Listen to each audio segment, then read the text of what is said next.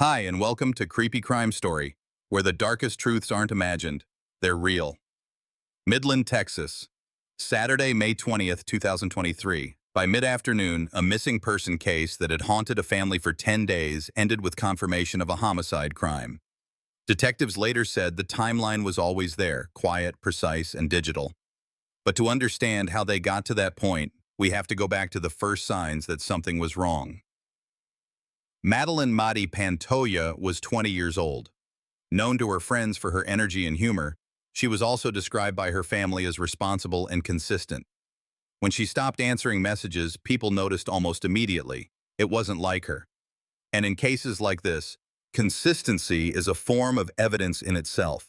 On Thursday, May 11th, 2023, friends tried to reach her throughout the day. By the early evening, their concern was strong enough that they physically came to her apartment at 1711 West Francis Avenue, known as the Palladium Museum Place complex in Midland.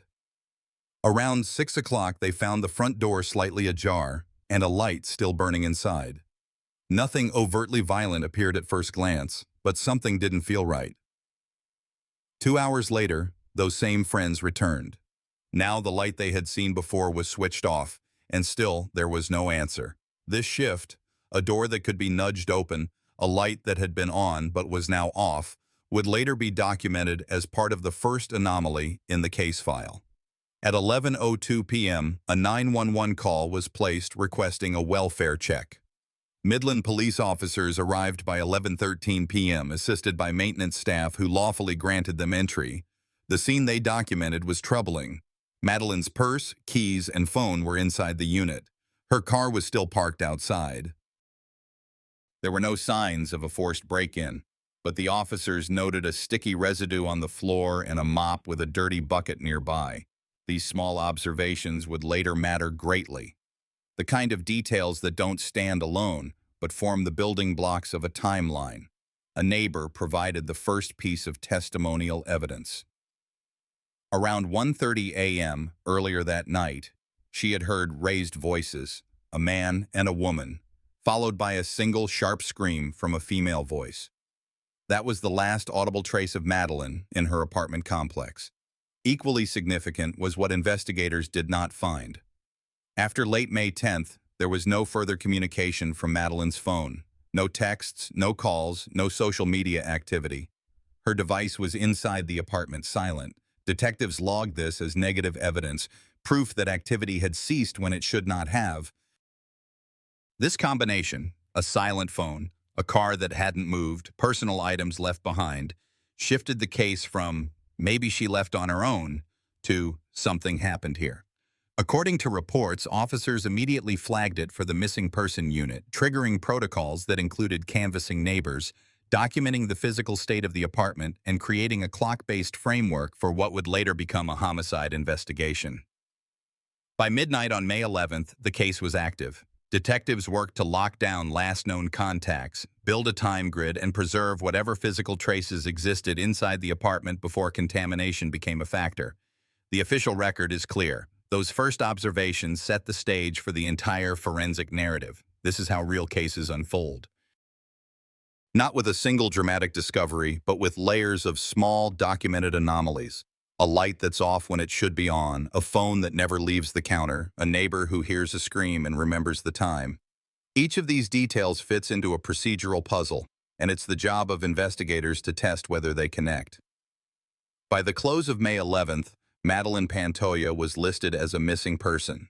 The case was live, the timeline was fixed, and the evidence, both what was present and what was absent, had been recorded. The search teams stand down, the medical chain takes over. Within minutes of the recovery notification, transport is authorized, custody seals are checked, and the clock begins for post-recovery procedures. This is where narration yields to paperwork, logs, signatures, photographs, and measured language that will withstand a courtroom.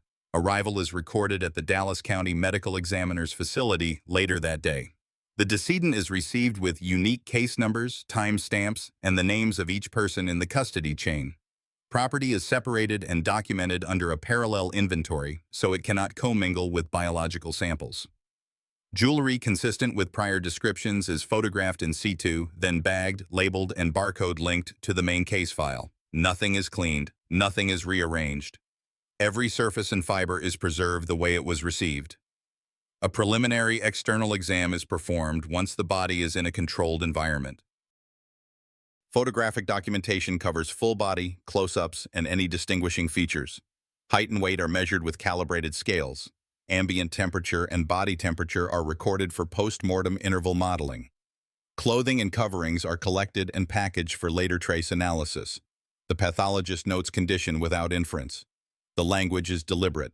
Observed, consistent with, pending laboratory confirmation.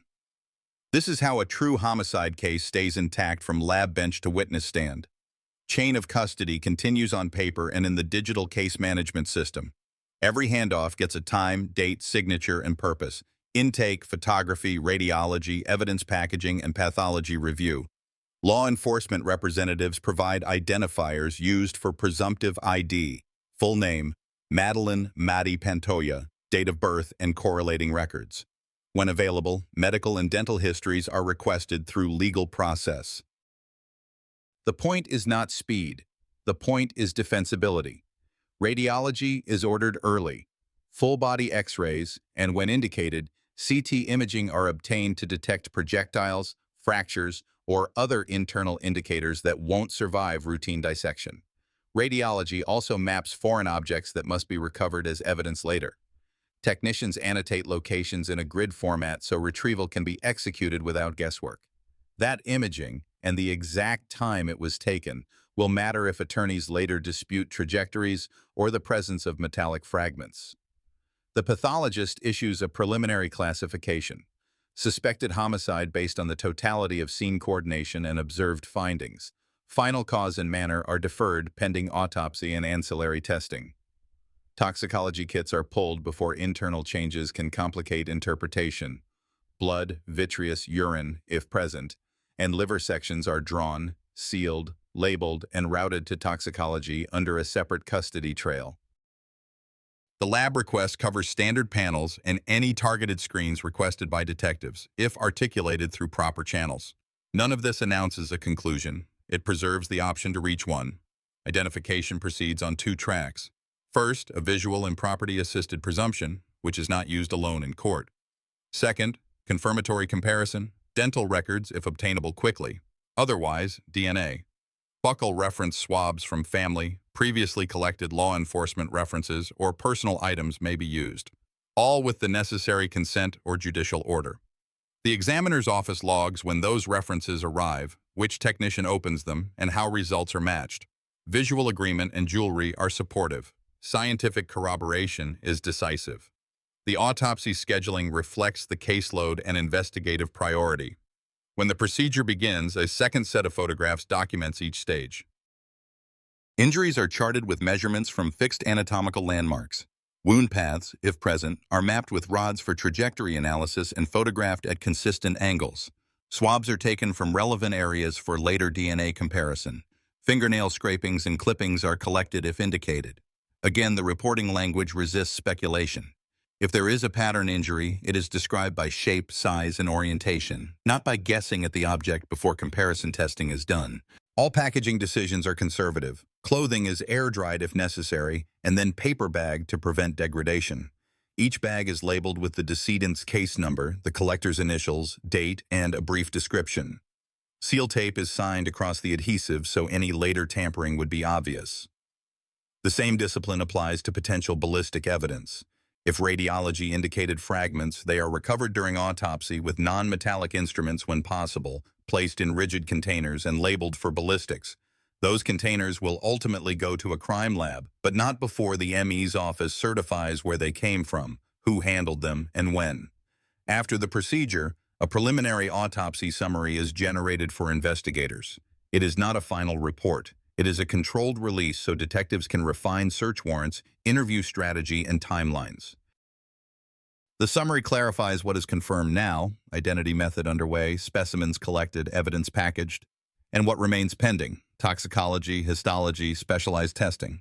That separation matters. According to standard practice and contemporaneous media reporting, it prevents the case from hinging on assumptions and keeps the fact pattern clean for court. Outside the lab, the investigative team adjusts. A confirmed chain of custody and controlled findings allow them to align scene work at the apartment with what the ME's office is seeing. If the autopsy suggests a particular injury mechanism, detectives know what tool marks or trace to look for in the residence. If toxicology will take weeks, they hold that question in reserve and press forward on digital movement. In towns like Midland, murders aren't just crimes. They pull at the fabric of a tight-knit city. But the lab stays steady. The process is the process.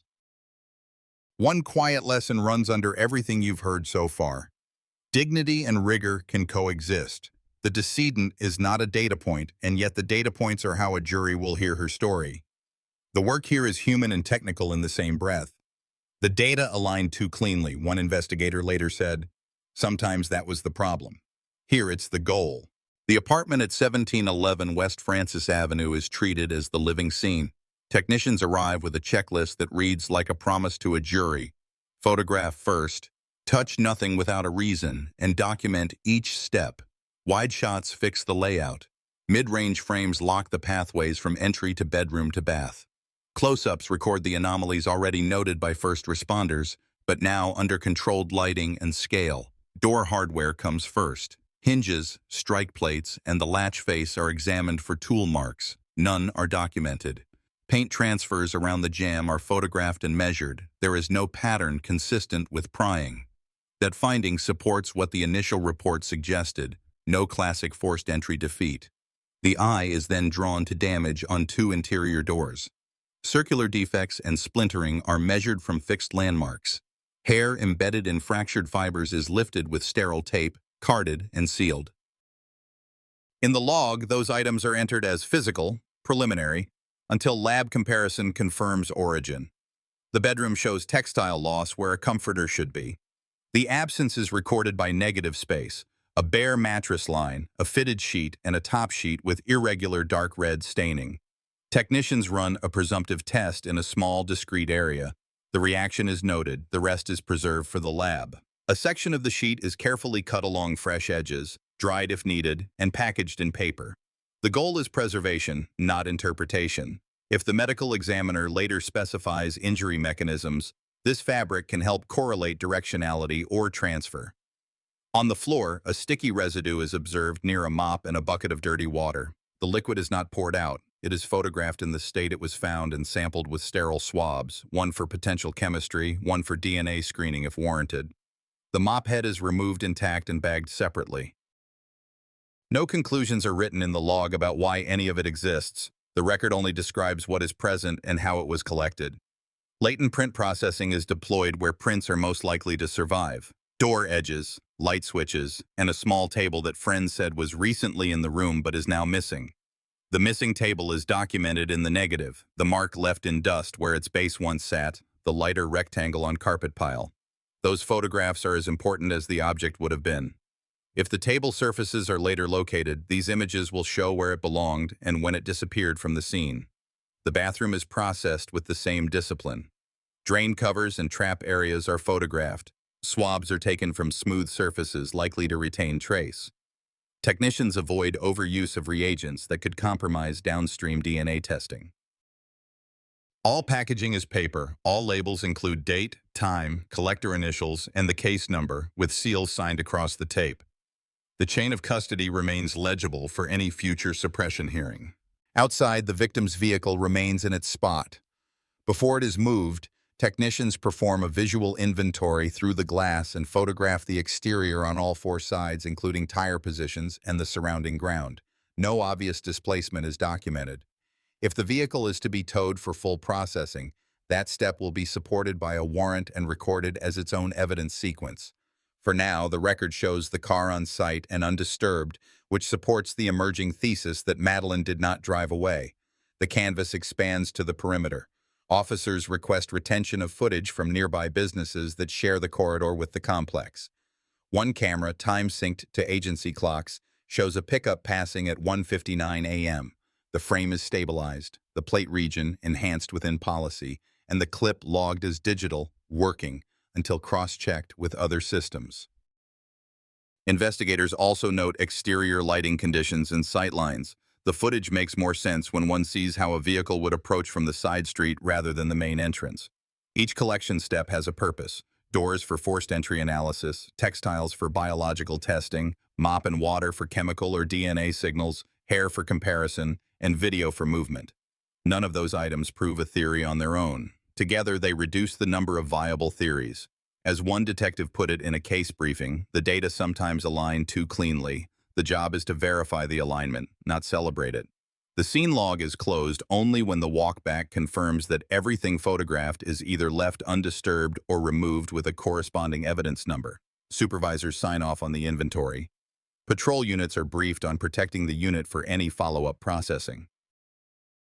The story that leaves the building is factual and limited. No forced entry pattern, interior door damage with recoverable hair, textile loss and stained sheet preserved, mop and bucket sampled, vehicle present, and exterior video of a pickup near 2 in the morning. The next step is to tie that exterior movement to other systems that don't care about memory, plate readers and carriers. From fibers to frequencies, the investigation shifts to systems that don't forget. Detectives serve a carrier warrant and wait for the returns that will either validate or collapse the overnight window. When the dataset lands, analysts map it against known landmarks in Midland, cross-checking agency clocks with the camera network to eliminate drift. The time anchors are already fixed. A pickup passes near the complex at 1:59 a.m. An automated license plate reader logs the same plate at 3:22 a.m. on a county road south and east of town. Those 2 points create a corridor. The carrier records, sector usage, and location information lawfully obtained fill the space between. The first step is synchronization. Investigators verify the business camera's timestamp against a reference clock. Any offset is measured and documented. The flock ALPR is already time disciplined, so the 3:22 a.m. Sharon hit is treated as a reliable end of the movement slice. Distance between the apartment on West Francis Avenue and the reader location along SCR 1160 is plotted. Travel time computed from routine speeds falls well within the 1:59 to 3:22 interval. No heroic driving would be required. This matters. If the math doesn't work, the theory doesn't either. Next comes the overlay. Texas Rangers and local analysts grid the area east of Midland, focusing on the junctions around ECR 190 and connecting spurs. Carrier location points are displayed as sectors rather than pins. No one pretends that tower data is GPS. But when the sectors light up along the same route as the plate hit, and when there are no competing pings back at the apartment, the pattern stabilizes. The victim's handset remains inert where first responders found it. The movement belongs to someone else. Analysts pull parallel logs to test for coincidence. Were there other vehicles with similar plates or partials in that corridor within minutes of 3:22 a.m.? The query returns sparse traffic, which is typical for that hour. Adjacent cameras are canvassed for approach and exit angles. Even when lenses miss plates, housings capture headlights and taillight signatures that can support direction of travel. A few partial clips are retained. None contradict the ALPR. Call detail is reviewed for signaling that could explain or refute claims made later. A referenced call in the critical window does not populate in the records. That contradiction is not argued in narrative form. It is logged, time-stamped, and set aside for interviews. Financial activity, if any, does not appear in open reporting during the overnight hours, so the build stays disciplined. Carrier, camera, plate. By mid-morning on the day the returns arrive, search planning pivots from broad to targeted. The corridor defined by the 1:59 a.m. pass and 3:22 a.m.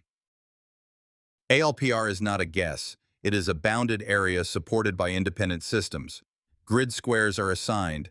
Crews are briefed on ingress points that match the direction indicated by the overlays. Later that day, the rural search validates the map's logic, an outcome noted in a single line to avoid retelling. The point for court is that the plan predated the result. Back in the lab, the digital packet is readied for litigation. A chain of custody envelope precedes every screenshot. Analysts export original metadata, device, camera, reader, timestamps, and hash values where available. The mapping workflow is captured with enough detail for a defense expert to replicate it. Nothing in this portion depends on speculation.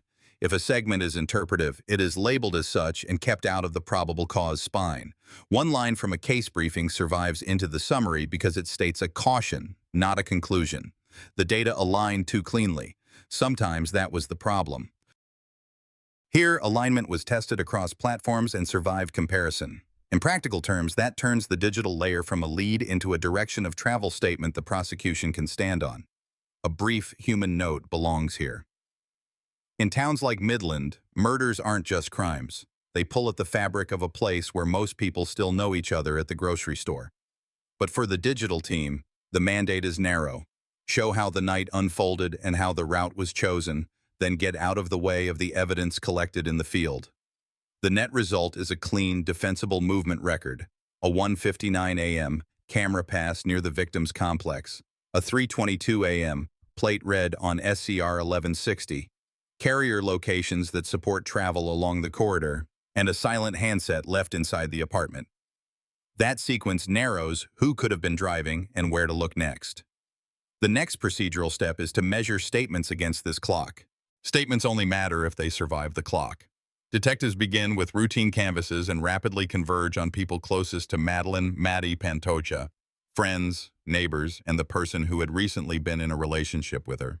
Each conversation is recorded, time-stamped, and compared against the fixed anchors already established. The 1:59 a.m. camera pass near West Francis Avenue, the 3:22 a.m. ALPR hit on a county road, and the victim's phone remaining inert inside the apartment.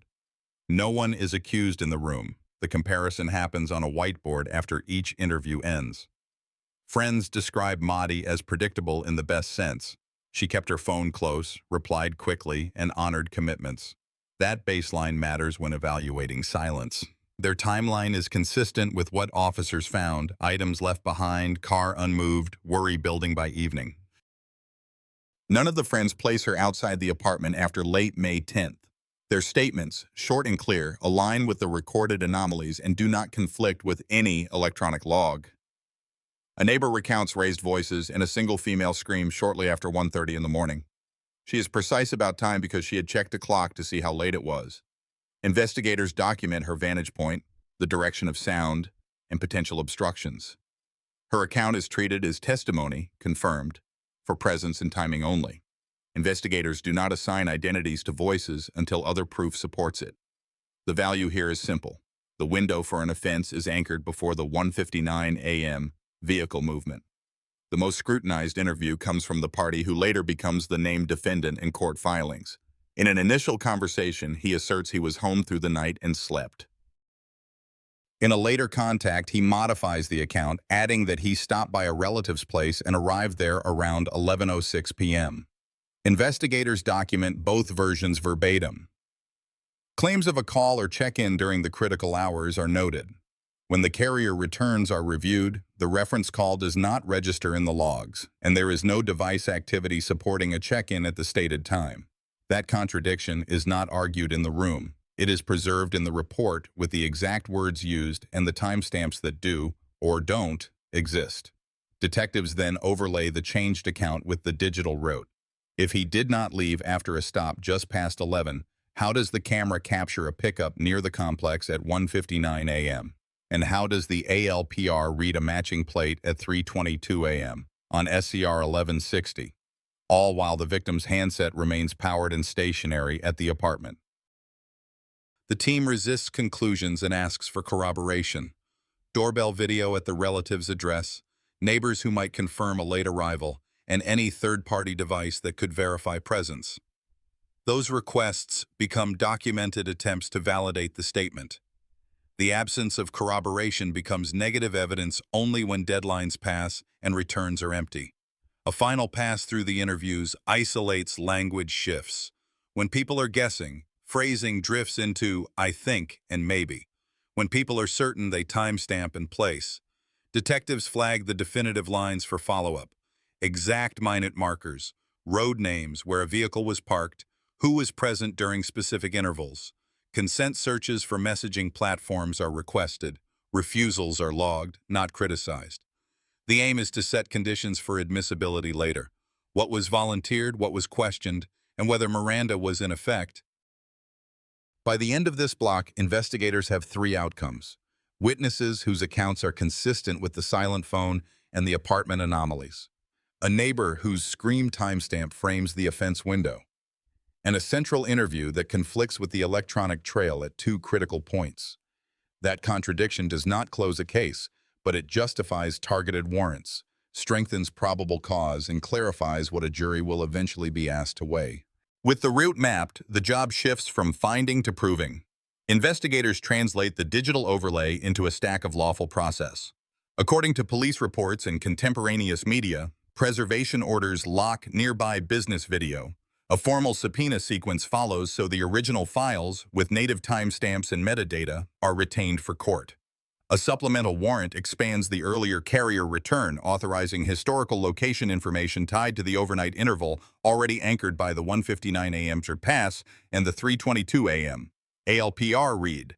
Analysts prepare affidavit exhibits that show how those anchors form a defensible corridor without claiming GPS precision. The apartment is already secured. Now it is scheduled for a second pass forensic sweep under warrant authority that allows deeper collection, plumbing traps, drains, additional textiles, and latent processing on high-contact surfaces. Technicians coordinate pickup of any removed items referenced by friends, for example, a small table, if located, so scene photographs can be matched to later lab comparisons. Vehicle orders authorize imaging, trace recovery, and mechanical checks. Towing is documented with an evidence sequence that keeps custody unbroken. Texas Rangers join Midland PD for search tasking in the defined corridor. Mapping from the carrier sectors and the ALPR hit drives grid assignments and ingress points. Teams brief on lanes, fences, and water features. They log when each square is cleared and why. The plan is simple. Use independent systems to pick a small piece of a big county and walk it thoroughly. When a recovery occurs later that day, supervisors capture the fact in a single line. The outcome follows the plan. The narrative discipline is intentional. The search was targeted because the datasets pointed there first. Back at headquarters, the interview contradictions from the prior chapter are converted into concrete asks. Investigators draft requests for third-party doorbell video at the claimed 11:06 p.m. Stop, contact potential in-person witnesses, and seek any additional device records that could corroborate or refute presence. Where consent is denied, warrants are sought. Where records do not exist, the absence is recorded as negative evidence rather than argument. This is how a probable cause spine is built without editorializing. Procurement also includes logistics that don't make headlines but win hearings. Analysts export camera and ALPR assets in their native formats, generate hash values, and store verification logs so defense experts can replicate the chain. Carrier returns are printed and plotted with legend notes explaining sector boundaries and timing assumptions. The affidavit drafts avoid conclusions and emphasize method. What was collected, how and under which authorization. If a piece is interpretive, it is labeled as such and kept out of the core probable cause narrative. As the afternoon advances, supervisors package these elements: scene anomalies, the inert handset, the corridor formed by independent systems, and the interview discrepancies, into a unified submission for the magistrate. According to court filings, the result is an arrest warrant that reflects the investigatory steps rather than a single smoking gun. Officers plan the approach and transport logistics, document service, and coordinate booking. Within minutes of execution, the custody trail moves from street to jail intake, where property and paperwork diverge, and every handoff gets a time, date, and signature. There's a human layer worth stating plainly. In a tight-knit place, violent crime isn't abstract. Families are reading the same time-stamped words the court will read. The duty is to make those words precise. Planning, done right, is an act of respect, both for due process and for the person whose voice ended in the early hours of that morning. With the arrest paperwork signed, the question becomes what the state can allege and prove. Prosecutors build from the cleanest spine. Texas Penal Code 519.02, intentionally or knowingly causing the death of an individual. According to police reports and court filings, the probable cause narrative is assembled in 4 strands that reinforce each other without overreach. First, the interior anomalies at 1711 West Francis Avenue. No classic forced entry, interior door damage with recoverable hair, textile loss, and a stained sheet preserved under chain. Second, digital movement that leaves the victim's handset inert at the apartment while a known pickup is documented near the complex before 2 in the morning and read by an ALPR on a county road after 3. Third, testimonial anchors, friends who establish routine behavior, and a neighbor who fixes an offense window shortly after 1:30. Fourth, interview contradictions. A later defendant's shifting account that does not reconcile with carrier and camera records. Each element is described in measured terms, preliminary, working, or confirmed, and tied to warrant returns, so none of it depends on speculation. The Midland County District Attorney's Office and Midland Police Department coordinate with the Texas Rangers on affidavit exhibits. The Rangers' mapping figures appear as sectors, not pins, with clear notes on clock sync and assumptions. The camera file lists native timestamps and hash values. The ALPR extract shows vendor metadata and the precise moment the plate was read. Carrier records are paginated with legend pages, sector boundaries, and the legal authority used to obtain them. A magistrate does not receive conclusions. A magistrate receives method and dates. That style reads like a case that expects to survive a suppression hearing. Interagency roles are practical. Midland PD holds the scene, manages interviews, and shepherds the property room. The Dallas County Medical Examiner treats the decedent as the body is seen, controls radiology, autopsy, and identity workflows, and returns only what is confirmed. The Rangers assist on the digital corridor and rural search tasking. When the arrest is executed, jail intake and magistrate advisories move the matter from patrol to booking to arraignment in minutes, each handoff signed and time-stamped. If Crime Stoppers tips or community leads exist, they are logged as supplemental and not used to build the probable cause spine. Charging theory stays narrow on purpose. The state does not need to claim motive to meet probable cause. It needs a coherent timeline, lawful acquisition of records, and evidence that a person acted in a way consistent with a homicide crime and inconsistent with innocence. The morgue's preliminary classification supports homicide without naming a mechanism until lab work is complete. That restraint matters. Juries expect answers. Judges expect process. The filings lean toward what judges require. Bond and conditions are handled with public safety and flight risk factors. Prosecutors cite the seriousness of the allegation, the digital corridor, the contradictions in post-incident statements, and the family's risk profile within the county. Defense has the right to contest conditions, challenge dataset integrity, and cross-examine how clocks were synchronized and sectors interpreted. None of that is avoided. It is anticipated. The packet is prepared as if a Daubert challenge will come on carrier interpretations and as if a chain of custody cross will come on every sealed bag. What does not go into the charging packet is as important as what does. There is no unsupported claim of GPS precision. There is no extrapolation from partial clips to identity without additional proof. There is no emotional argument about the loss itself. The human cost is real, but in this setting, it stays in the gallery, not the affidavit. In a tight-knit city like Midland, restraint is part of respect.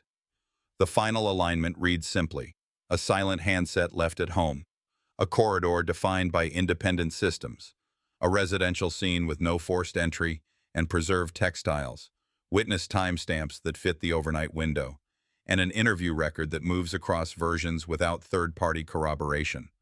As a statement of probable cause, it is enough to charge. Charging is not convicting. It is the formal way a community says the evidence justifies a trial.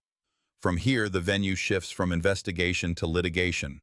Motions will test whether each dataset is admissible, whether any statement was taken in violation of rights, and whether the search sequence held to warrants and exceptions.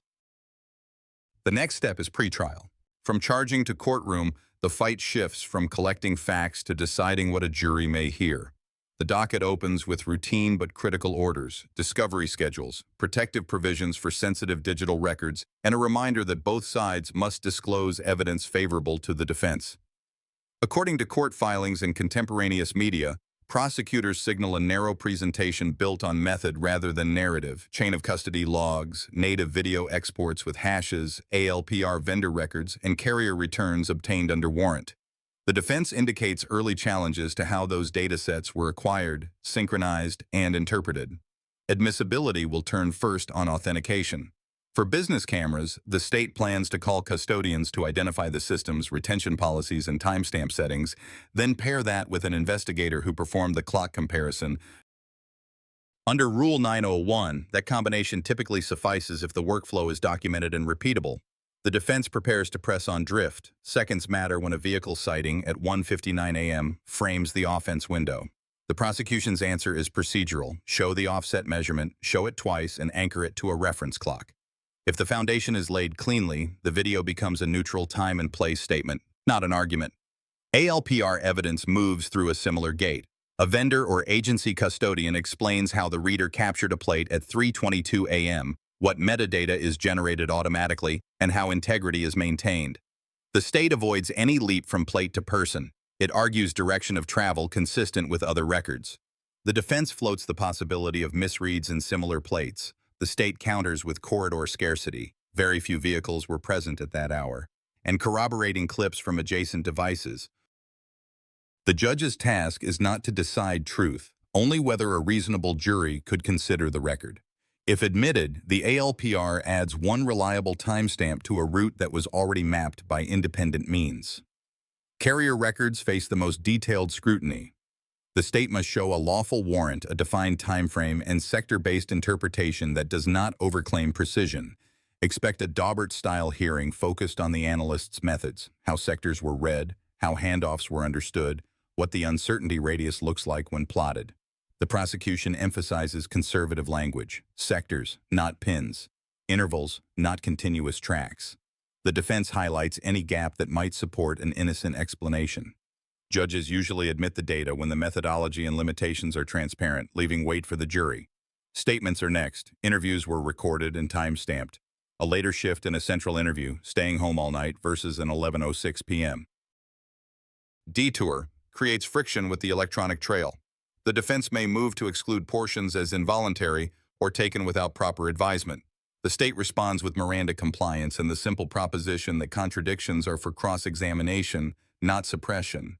If any unrecorded remarks exist, they become a separate fight. Judges commonly admit recorded, properly warned interviews and let jurors weigh them against the clocks. Physical items are offered through the chain, preserved textiles, small interior fragments, latent lifts. The state does not claim blood or cleanup without an official record and avoids mechanism speculation. The morgue's role remains precise: identity, documentation, and classification consistent with homicide, while more granular pathology is held for trial testimony from the Dallas County Medical Examiner. This restraint keeps the evidentiary posture aligned with what can be proved rather than what might be inferred. Bail and conditions are handled in short hearings that feel routine but are strategically significant.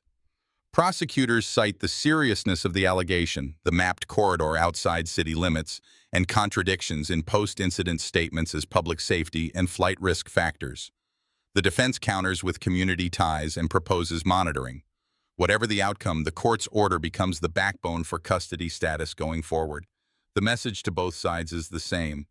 The calendar governs now. Motions in limine narrow what jurors will hear about relationship history. Texas evidence rules allow limited context if it explains conduct or timeline, but they caution against unfair prejudice under Rule 403. Prosecutors keep their focus on timestamps and chain. The defense pushes to exclude any suggestion beyond the night in question.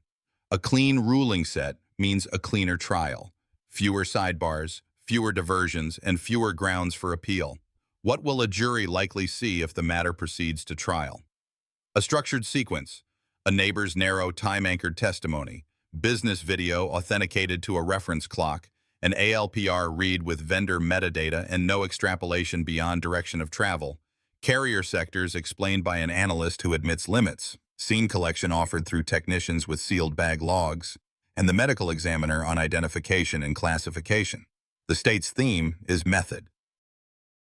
The defense theme is doubt at the joints. Timestamp drift, sector breadth, alternative routes, and the dangers of stacking inferences.